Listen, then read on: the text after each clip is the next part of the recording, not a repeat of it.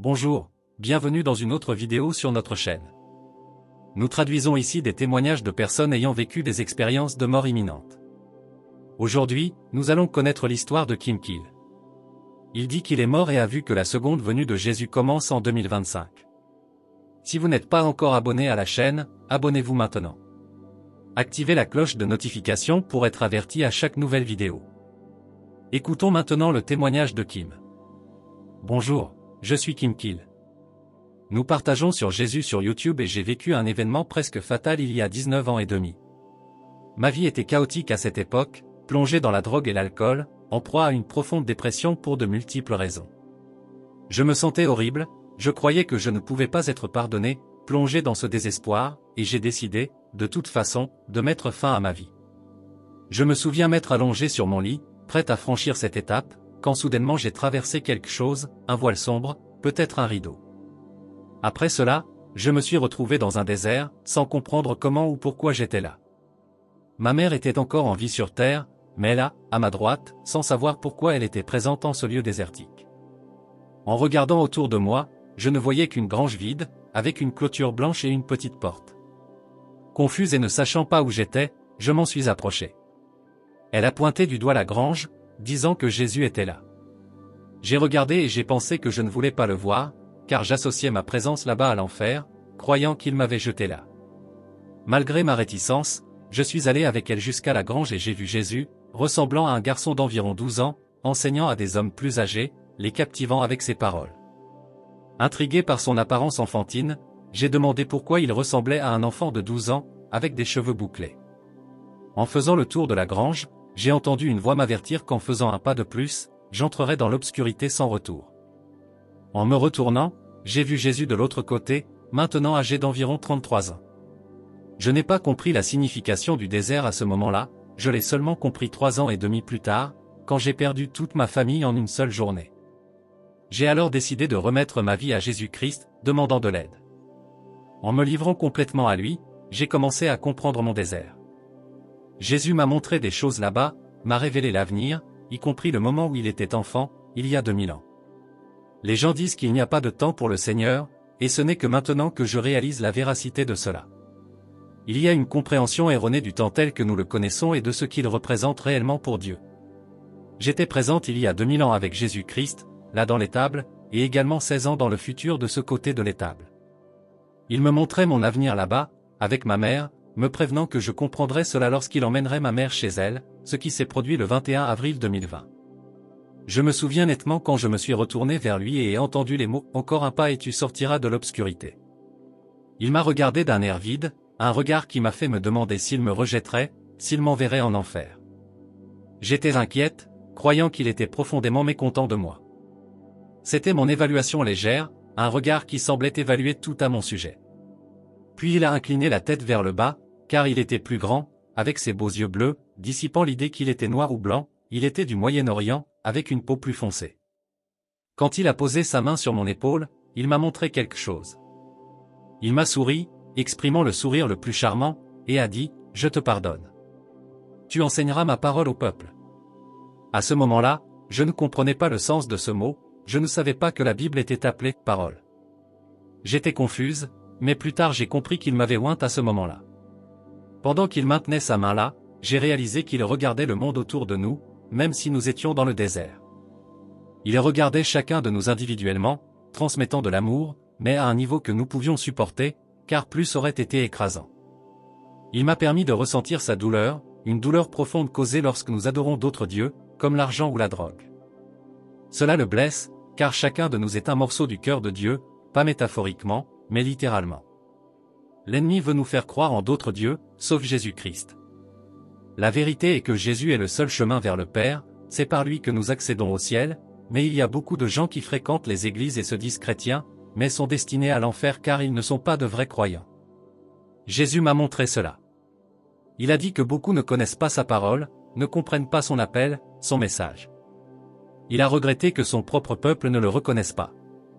Les gens implorent son aide, mais ne reconnaissent pas sa présence ou ses paroles. Il a expliqué que beaucoup ne le choisissent pas comme maître de leur vie. Il a souligné que ce n'est pas une question de religion ou de dénomination, mais d'une relation intime et personnelle. Il m'a instruit à enseigner sa parole, quelque chose que je n'aurais jamais choisi de faire par moi-même.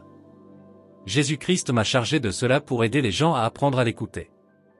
Il a montré des signes qui sont partout, indiquant des choses à venir, dont certaines se sont déjà concrétisées, et son retour est proche. Cependant, je veux transmettre un message, il n'y a pas de raison d'avoir peur. Si vous êtes une chrétienne née de nouveau, si Jésus-Christ est le Seigneur de votre vie, vous avez l'Esprit Saint en vous. Lorsque Dieu retirera son esprit de cette terre, la Bible dit qu'il déversera sa colère pendant les 3 dernières années et demie. Mais si vous êtes sauvé, votre esprit mourra instantanément et l'Esprit Saint entrera en vous instantanément. Cependant, c'est votre responsabilité de continuer à demeurer et à être rempli de lui. La plupart de l'Église se trompe, mais la parole est claire lorsqu'elle est comprise. Il y a quelque chose à propos du Vatican, les lois de Noé reviendront en 2025, quelque chose qui changera tout. En 2030, il y aura un programme divin et un autre du monde, mais Dieu a dit, au matin du 3e jour, je te lèverai en ma présence et tu seras avec le Seigneur pour toujours. Nous avons des références dans l'Exode, au 3e jour, quand il est descendu vers eux à la base de la montagne, devant la présence de Dieu, avec des tonnerres et des éclairs. Cette fois, il m'a dit, je les créerai et les élèverai à ma présence. Il m'a montré exactement quand commence le 3e jour. Nous ne savons pas quand le rapt aura lieu, mais nous connaissons les signes, et Dieu est spécifique à ce sujet. Le retour de Jésus-Christ est imminent, les signes sont partout. Il m'a montré un ciel agité, a prédit un tsunami il y a des mois et 2 jours plus tard, il y en a eu un aux îles Vanuatu. Il a mis en garde contre la guerre avec l'Iran l'année dernière et contre un tremblement de terre au Moyen-Orient, qui a eu lieu 8 mois plus tard. J'attends toujours que le sol s'ouvre, quelque chose qu'il a montré, mais qui ne s'est pas encore produit. Il a prédit la chute interne de l'Amérique il y a 3 ans et demi, et beaucoup d'autres signes qui se manifestent, comme la persécution des chrétiens, une spirale de confusion. Au cours de l'année et demie écoulée, j'ai vu plus de confusion que dans toute ma vie. Les gens ne savent plus qui ils sont confus quant à leur identité, au point de considérer des chirurgies pour changer leur essence. L'esprit de confusion est partout. Jésus-Christ revient et nous approchons de sa seconde venue. Il a parlé de guerre, de rumeurs de guerre, de famine, de pestilence et de tremblements de terre en divers lieux, et tout cela se produit simultanément. Quand vous voyez tant de choses se produire en même temps, regardez vers le haut, car la rédemption approche. Le monde sera en chaos, les cieux et la terre trembleront, et c'est à ce moment-là que nous devons être attentifs. Nous assistons à des températures extrêmes, atteignant 100 ou 115 degrés en été. La terre est en agitation, avec des tremblements de terre, des tsunamis et des volcans en activité. Ces changements sont des signes, comme le Seigneur me l'a montré, et la Bible met également en garde à ce sujet. Les cieux seront secoués, tout cela fait partie d'une transformation céleste, surtout avec le changement des pôles. Ces changements affectent la Terre, la réchauffant en raison de la rupture de l'ionosphère et de l'entrée de substances de l'espace, entraînant plus de cancers, de problèmes osseux et respiratoires. J'ai averti mon Église à ce sujet depuis un certain temps, et maintenant nous constatons ces effets des CME, des particules envahissant notre atmosphère et apportant de la poussière spatiale. Cela affecte la santé et aura un impact majeur. Tout cela nous mène au retour imminent de Jésus-Christ.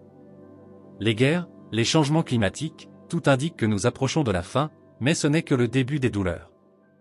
Ça semble terrible, mais ça va empirer rapidement, jusqu'à l'avènement de Jésus. Il est essentiel d'être prêt.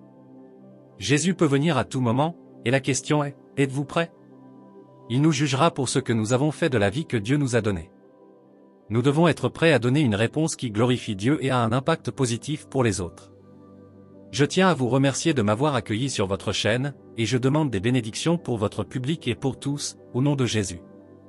Je vous invite à rejoindre notre chaîne YouTube, Nous sommes des faiseurs de Jésus, où nous partageons le message du salut. Que plus de gens soient sauvés par le précieux Esprit Saint, au nom de Jésus. Que Dieu vous bénisse, à bientôt, si nous ne nous retrouvons pas ici, nous nous retrouverons lors du rapt. Amen. Alors, qu'avez-vous pensé de cette histoire incroyable? Laissez vos avis dans les commentaires. N'oubliez pas de vous abonner à la chaîne. Donnons à plus de gens l'espoir qu'il existe une vie au-delà de ce que les yeux peuvent voir.